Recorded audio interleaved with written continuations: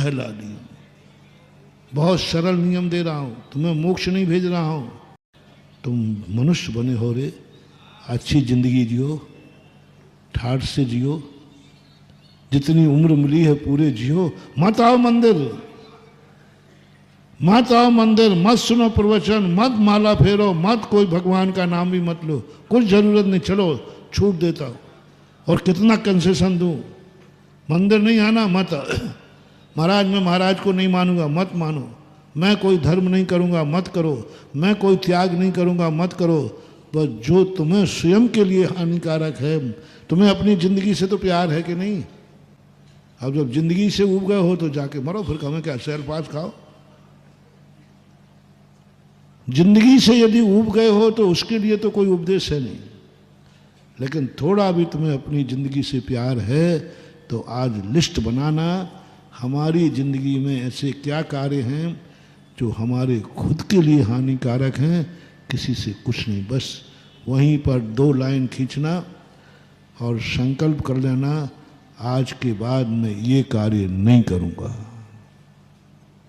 बस इतना करो, बहुत सरल, बहुत सरल। यदि फिर तुम्हारे पास, यदि तुम्हें माँ बाप से प्यार हो तो, नहीं तो नहीं कह रहा हूं, हाँ मैं जबरदस्ती नहीं करता।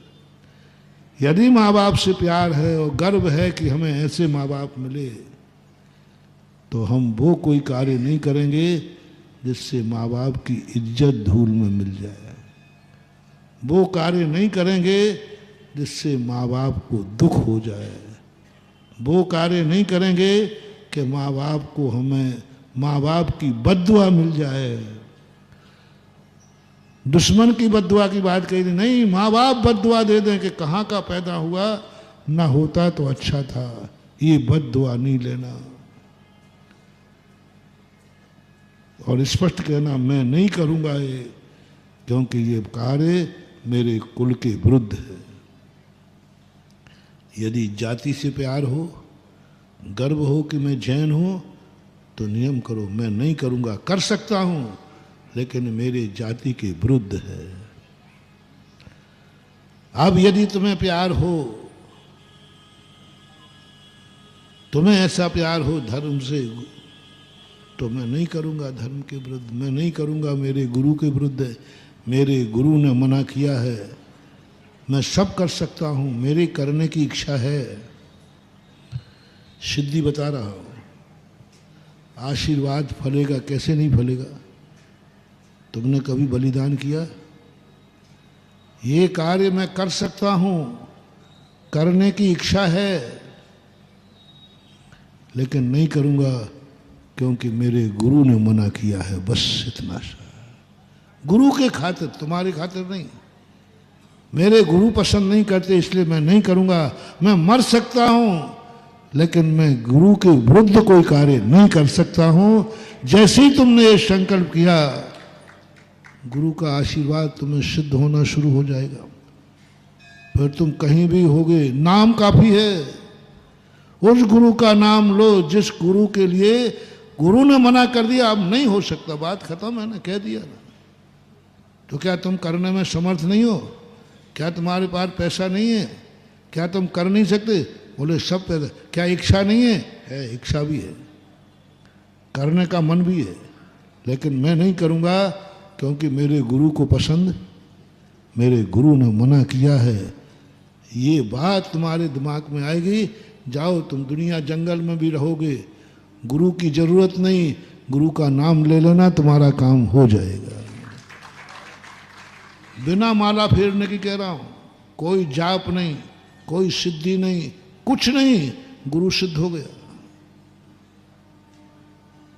भगवान को सिद्ध कर लो, मेरे भगवान के विरुद्ध कार्य है, भगवान ने कहा है ये कार्य नहीं करना, हो गया, जाओ, भगवान सिद्ध हो गए। भगवान का नाम ही काफी है, पर बलिदान तो करें। यदि चोखा मिल गया है तो खोटा बाप, खोटा गुरु, खोटा भगवान, खोटा धर्म, खोटा कुल, खोटी जाति, खोटा देश यदि तुम्हें मिले तो समझ लेना ये तुम्हारी पूर्व जन्म की किस्मत का है। किस कारण मिला? खोटा देश क्यों मिला? क्यों मिला खोटा देश? कभी तुम्हें अच्छा देश मिला था और तुमने अपने ऐसे खोटे काम किए कि वो देश को खोटा कर दिया, इसलिए तुम्हें खोटा देश मिला। खोटी जाति क्यों मिली? क्यों मिली खोटी जाति? क्योंकि तुम्हें अच्छी जाति मिली थी तो तुमने खोटे काम किए। क्यों मिला तुम्हें खोटे माँ बाप? क्यों मिले खोटे माँ बाप? क्या पाप किया था? तुमने जरूर कभी चोखे माँ बाप मिले होंगे, उनके विरुद्ध कार्य किया होगा। क्यों मिला खोटा देव, खोटा धर्म? तुमने सच्चा धर्म पाकर के भी उस धर्म पर अधर्म किया होगा।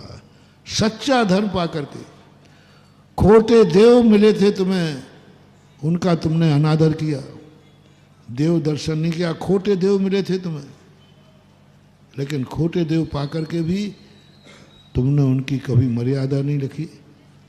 उनको तुमने कभी भी खोटे चोखा देव माने ही नहीं, उनका लाभ ही नहीं हुआ। इसलिए कर्म ने कहा, चोखे देव मिलने के बाद तू खोटे देवों के पास गया। मिले कौन से देव थे? चोखे देव। और मिलने के बाद जैनियों से कह रहा हूं, चोखे देव मिलने के बाद तू खोटे देवों के पास गया, इसलिए तुझे खोटे देव मिले। खोटे शास्त्र क्यों मिले? खोटे शास्त्र मिलने के बाद भी तूने खोटे शास्त्रों की बात मानी और चोखे शास्त्रों की बात की। खोटा गुरु कैसे मिल जाता है? कई लोग कहते महाराज जी क्या हमने पाप किए, मेरा गुरु इतना खोटा है। हाँ, जैनियों में कह रहा हूँ, दिगंबरों में कह रहा हूँ, दीक्षार्थियों में कह रहा हूँ। ओहो, दोनों सुनना, गुरु और शिष्य। यदि शिष्य को ये भाव आ गया, मैंने कौन से पाप किए जो ऐसा गुरु मिला, नाम लेते ही शर्म आ रही है, समझ लेना। और गुरु की सदगति नहीं हो सकती, कितना भी कुछ कर ले, क्योंकि किसका अभिशाप है? शिष्य का अभिशाप। शिष्य ने अभिशाप दिया कैसा गुरु, और शिष्य भी कान खोल के सुन ले। यदि गुरु के मन में ये भाव आ गया, मेरे से गलती हो गई, मेरी कहाँ बुद्धि मारी गई, मैंने इसको दीक्षा दे दी, मैंने इसको व्रत लगा दिया, बुद्धि मारी गई थी, देखो सब में बदनाम कर रहा है, धर्म को बदनाम कर दिया, मुझे भी कर दिया। ओहो, मेरी गलती हो गई, मैंने ही नहीं परख पाया। बेटा शिष्य, 100 भवों तक तुम चोखे गुरु का नाम भी तो क्या देखने को नहीं मिलेगा, तुम्हें खोटा ही खोटा गुरु मिलेगा, क्योंकि तुमने गुरु को लिए पश्चाताप कराया।